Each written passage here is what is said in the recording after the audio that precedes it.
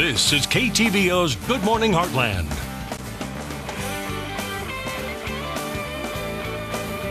And welcome back. The baby boomers are aging and many will need long-term care. And the question about how to finance long-term care is on people's minds, but some don't know where to start. We have David Bethel here this morning to discuss techniques and financing for long-term care. How are you doing? I'm good. How are you? I'm doing great. So the first question I have, what is long-term care? Well, sometimes I think it's good to think about what it is by talking about what it's not. Mm-hmm.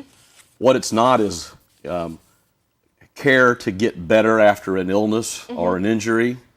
With long-term care, you're needing help and it's not going to get better. You're needing help with the personal daily activities. And those are sometimes called the activities of daily living. And one of the ways that I learned that was when you get up in the morning, you get out of bed. That's transferring. That's one of them. You go to the bathroom. That's toileting. That's 2. You take a shower. That's cleaning. That's 3. You get dressed. That's dressing. That's 4. And you eat breakfast. Well, those are 5. That's eating. That's 5 of the activities of daily living. So who's going to be most likely needing long-term care? Well, that's a really good question and kind of surprising, I think, to a lot of people because it's such a big number. 70% of adults age 65, turning age 65, are likely to need long-term care. And the average length of time they'll need it is about 3 years, some form of care. Again, for women who live longer, much closer to 4, men a little over 2. All right. So who's going to provide this type of care? Well, as I said earlier about what it's not acute care. So unlike acute care where maybe you had an injury or accident, you're in the hospital, they'll help you with the transition. Long-term care comes on very slowly, very gradually. So the first care is almost always provided in the home by a family member or a really good friend. At the point in time that they can't handle that any longer, then it might move up the ladder to home health aides or adult daycare or assisted living or nursing homes. And so now the big question is, who's going to pay for this? Well, as the consumer, ultimately, you're responsible to pay for long-term care. And no one wants to need long-term care. Right. No one wants to need long-term care, and so everyone hopes they're the one who won't need it. And unfortunately, then they often don't plan for it, and they're shocked by the expense when it occurs.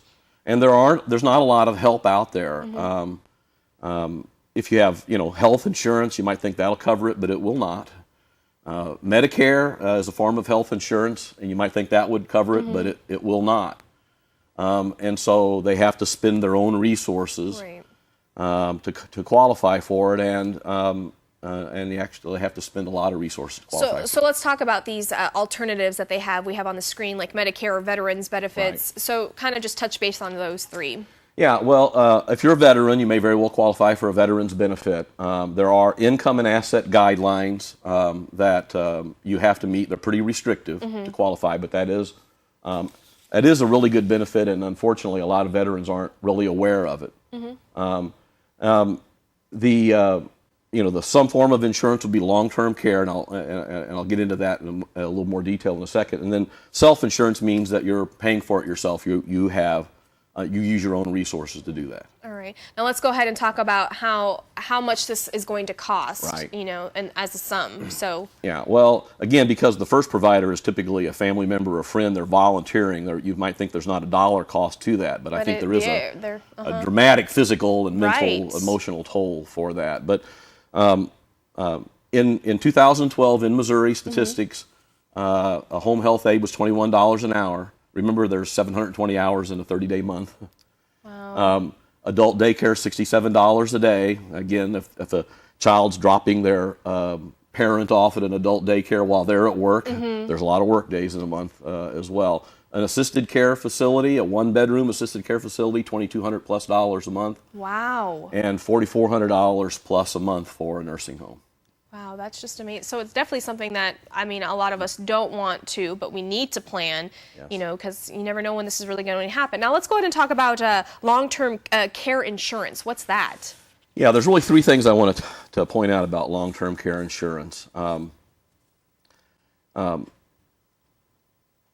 Excuse me.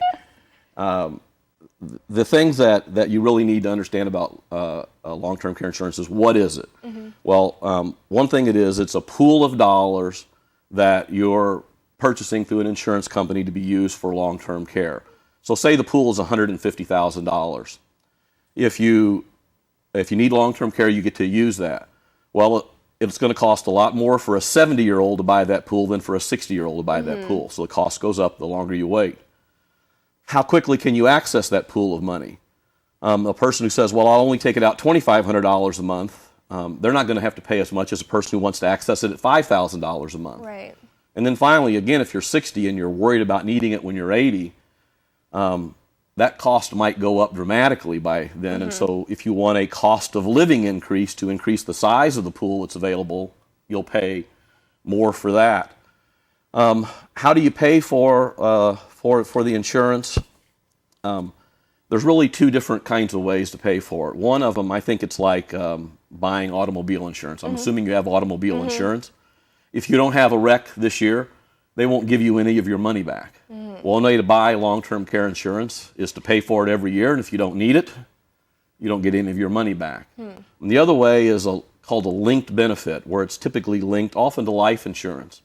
If you use it, you use it. If you don't use it, then at your death, they will still pay that out as a benefit to a family member. Interesting. All right. So what we'll do is we'll post everything on our website, because this is all a lot of information to take, and we'll obviously link up some websites if people need help with any information, as well as your information on our website at heartlandconnection.com. Thank you so much for coming on. I appreciate it. You're welcome. And we'll be right back.